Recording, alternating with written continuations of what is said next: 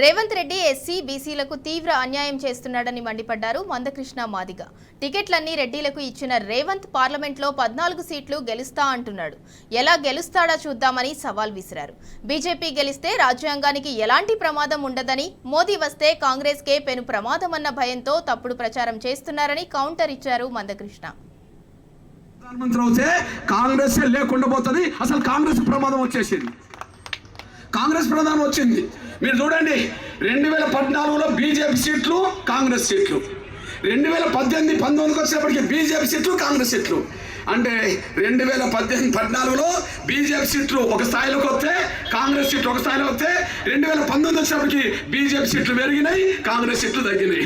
ఇప్పుడు 2024లో బీజేపీ మరిన్ని సీట్లు పెంచుకుంటే కాంగ్రెస్ సీట్లు తగ్గిపోతాయి. అంటే ప్రమాదం ఎవరికి వచ్చింది? రాజ్యాంగానికి ప్రమాదం రాలే. నరేంద్ర మోడీ గారు 3వ ప్రధానమంత్రి అవుతే కాంగ్రెస్ లేకుండా పోతుందనే భయంలో వాళ్ళు పడ్డారు. కాబట్టి వాళ్ళ భయాన్ని కప్పిపుచ్చుకోవడానికి రాజ్యాంగానికి ప్రమాదం వచ్చిందని చెప్పి మాట్లాడడం అనేది జరుగుతుందనేసి కూడా మీరు మర్చిపోదని సైన్యం కోరుతున్నాను. అందువల్ల మీ అన్నగా, మీ బిడ్డగా చెప్తున్నా, నేను స్పష్టంగా చెప్తున్నా, నేను రాజ్యాంగానికి రిజర్వేషన్ ప్రమాదం రాలే. రేవంత్ రెడ్డి గారికి కృతజ్ఞత అనేది లేదు. ఆయన ఎవరినైనా ఉపయోగించుకుంటాడు. ఆయన లక్ష్యం ముఖ్యమంత్రి కాబట్టి అయింది అంతే. మొట్టమొదలు ఉపయోగించుకున్నది ఎవరిని? మాదిగల్ని. ఆయన ముఖ్యమంత్రి అయినాక ముంచింది ఎవరిని? మాదిగల్ని. ఎవరి ఆసర చేసుకొని ఈ స్థాయికి వచ్చిండు? మాదిగల్ని. ఈ స్థాయికి వచ్చి ఎవరిని ముంచిండు? మాదిగల్ని.